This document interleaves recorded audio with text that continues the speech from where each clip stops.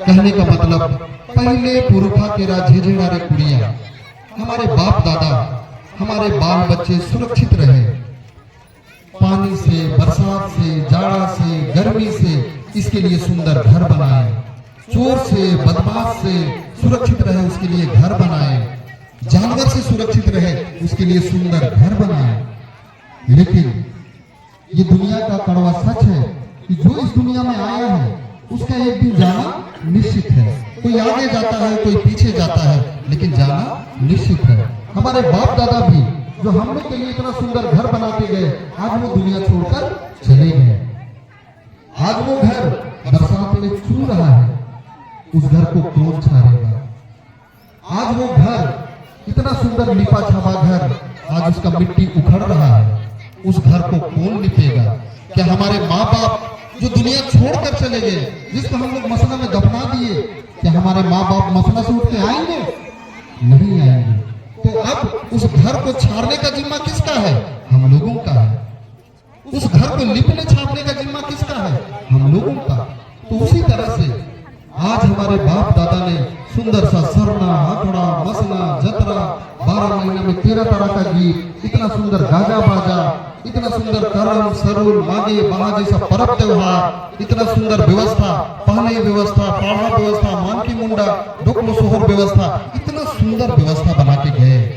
इस दुनिया में अगर सबसे धनी अगर कोई समाज है तो वो है आदिवासी समाज। लेकिन आज हम लोग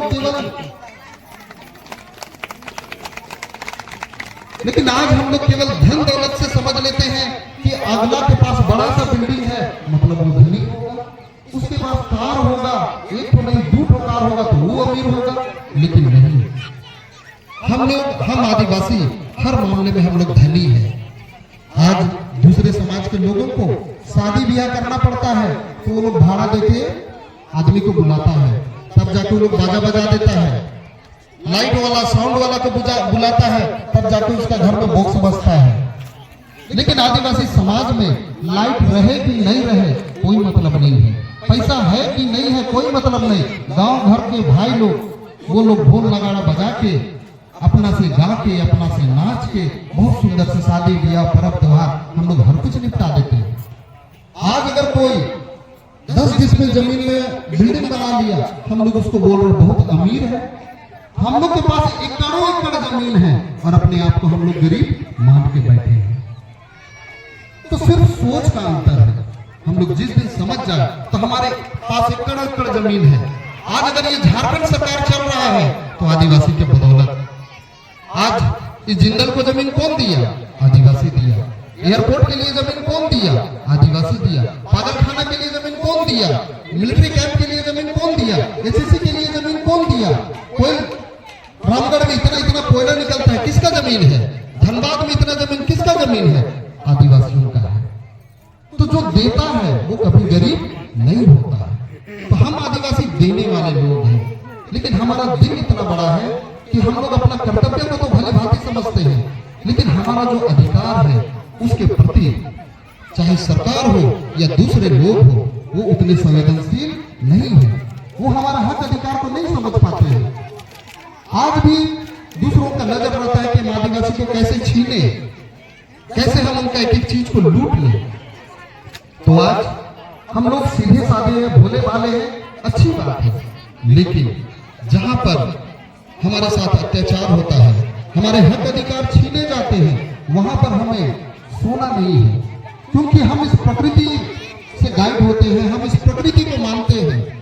इस प्रकृति हमेशा हम लोगों को देता है, चाहे हवा हो, चाहे पानी हो, एक एक चीज को देता है। लेकिन आज भी लोग इस प्रकृति को नुकसान पहुंचाना चाहते हैं। लेकिन जिस दिन अति हो जाता है तो यह प्रकृति विरोध नहीं करता है, ये प्रकृति में प्रलय आता है। और जब प्रलय आता है तो दुनिया का कोई ताकत इस प्रलय को नहीं रोक पाता है।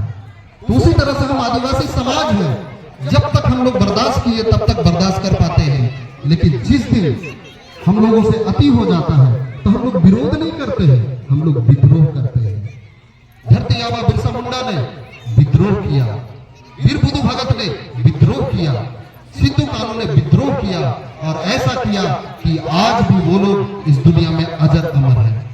तो हम उसी महापुरुषों की संतान हैं, तो इसलिए हम अपने बाप दादा और उनकी व्यवस्था को नहीं भूलेंगे।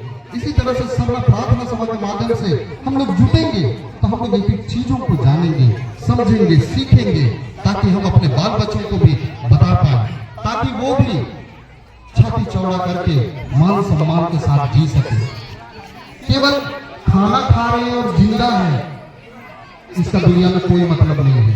क्योंकि ऊपर वाला जब हम लोगों को बनाया है तो हम लोग तो क्या, जीव जंतु भी है, वो भी भूखे नहीं रहते हैं। ऊपर वाले ने उनके लिए भी कहीं ना कहीं दाना पानी का व्यवस्था किया है, लेकिन हम इंसान हैं, हमें हाथ पैर के साथ साथ ऊपर वाले ने दिमाग दिया है, दिल दिया है। तो हम लोग को जीना तो है, लेकिन मान सम्मान के साथ जीना है।